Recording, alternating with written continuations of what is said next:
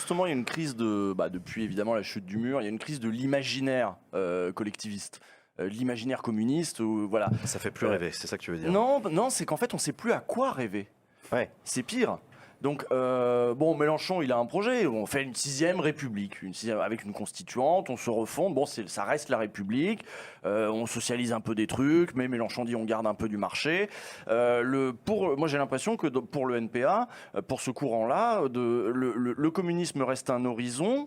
Mais le communisme reste un horizon, mais un horizon flou, un horizon. Est-ce qu'il n'y aurait pas à gagner à préciser cette société d'après, à en faire quelque chose de peut-être plus concret pour les gens, pour l'ancrer dans les imaginaires. Alors moi, ok, on réquisitionne, ok, les ultra-riches, on leur prend tout, mais c'est quoi cette société derrière? C'est une république? Il ne faudrait pas lui donner un visage, une forme? Est-ce que c'est pas une crise de l'imaginaire aussi face à laquelle on est? Mais si, certainement. Moi, je pense que vous avez en grande partie raison. C'est toujours plus difficile d'imaginer la suite, de décrire, même si à une époque, ce qu'on appelle les socialistes utopiques, ce que raconte Marx, comment tout était même codifié, les salles, la surface, machin. Et après, c'est Marx qui disait, il y a un moment donné, il a bien fallu perfectionner un peu le projet, et c'est devenu un truc un peu plus scientifique, et ça a été la théorie marxiste. Mais aujourd'hui, c'est vrai c'est difficile, moi je trouve. C'est plus facile de discuter de ce qu'on veut pas, ou de faire le constat de ce qui nous révolte.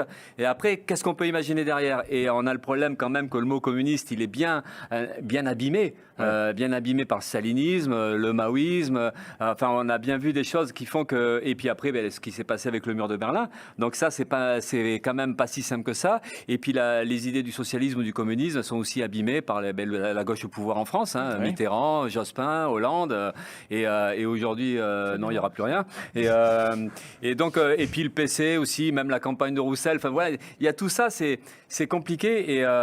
Et c'est vrai que on a certainement des difficultés, oui, à être clair sur qu'est-ce qu'on pourrait espérer derrière, qu'est-ce qu'on aurait envie de construire derrière. C'est compliqué. Alors comment du coup, on remet en marche cet imaginaire? C'est ce que nous on a nos références, ça reste quand même évidemment l'idée c'est une société communiste, c'est-à-dire une société communiste débarrassée de, en fait, c'est ce que disait Marx ou ce qu'ont repris les grands penseurs par la suite. C'est pas évident parce que là vous parlez de Marx, vous faites appel quand même à des lectures, à une culture de lutte, etc.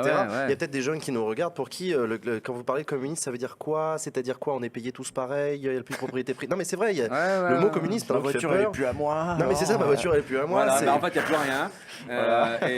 Mais c'était la question du Jules. En fait, c'est la misère qu'on partage. Est-ce qu'il y a encore des libéraux Comme disait Coluche, ça plus de riches, tout le monde pauvre.